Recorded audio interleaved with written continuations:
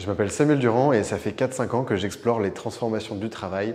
Je vais voir des pionniers qui ont des pratiques innovantes et ensuite je diffuse mes apprentissages de plein de façons différentes, documentaires, bandes dessinées, expo photos, événements. Aujourd'hui on est à Lyon, à l'Ellipse, chez FlexJob pour diffuser le documentaire Time to Work, qui est un documentaire qui s'intéresse à notre rapport au temps de travail. On s'est posé la question, est-ce qu'on travaille trop?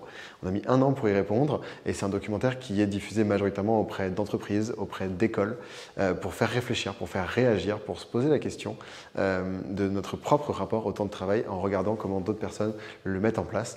Le but, c'est de donner des idées, pas de donner des leçons, d'essayer d'être d'accord, pas d'accord, en tout cas d'en débattre. Et c'est l'objectif des ateliers qui vont suivre la projection aujourd'hui.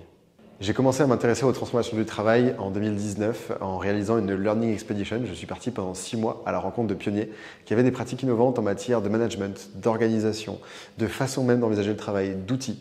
Et j'ai rédigé un rapport d'études sur le sujet. En l'écrivant, je me suis rendu compte de 2 choses. La première, c'est que c'était un sujet qui me plaisait beaucoup. J'avais envie de continuer à l'explorer, mais que le format n'était pas suffisamment ludique. Donc j'ai commencé à travailler sur des documentaires. J'en ai réalisé 3, Work in Progress, Why Do We Even Work, c'est notre levée de motivation, Time to Work, notre rapport au temps de travail, AI at Work, qui sort ce printemps en 2024 sur l'impact de l'IA sur les compétences. J'ai aussi écrit 2 bandes dessinées qui sont des adaptations de documentaires pour les plus jeunes, pour les ados, essayer de se poser ces questions du sens au travail, de se poser les bonnes questions dès le plus jeune âge. Et je monte des événements aussi, donc là, il y a une expo photo qui s'appelle Working Class, qui passera ici à Lyon tout le mois de mars, qui s'intéresse aux métiers essentiels et c'est de créer des récits positifs autour de ces métiers essentiels.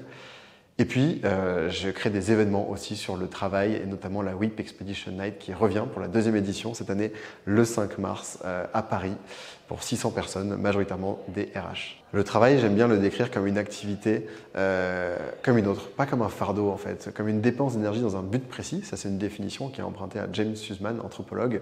Je crois que le travail, c'est chouette quand on se pose les bonnes questions. Les questions, c'est pas seulement où est-ce que je peux travailler dans un job qui me paye suffisamment, pas trop loin de chez moi, mais c'est aussi dans quel environnement de travail j'ai envie d'être. Est-ce que j'ai envie d'apprendre? Est-ce que je veux voyager? Est-ce que je veux être entouré de personnes? Combien est-ce que je veux gagner? Est-ce que je veux me sentir utile? Toutes ces questions-là qu'on a tendance à ne pas se poser, mais qui en fait sont essentielles pour se diriger ensuite vers le bon environnement de travail. En 2024, je crois qu'il y a des tendances qu'on va reprendre, qui sont là depuis longtemps et qui vont continuer. L'individualisation de l'expérience collaborateur, la personnalisation, ça c'est chouette, c'est jamais un chantier qui est vraiment terminé. Quelque chose qui arrive très fort, c'est l'intelligence artificielle. De plus en plus, il va falloir être capable de faire la part des choses entre ce qui est un peu du superflu, du bullshit, parce qu'il y en a partout, il y a une vraie hype autour de ça, et ce qui change réellement la donne et ce qui permet de faire des gains de productivité substantiels. Ça, je crois que c'est important de s'y intéresser, de se poser ces bonnes questions-là aussi.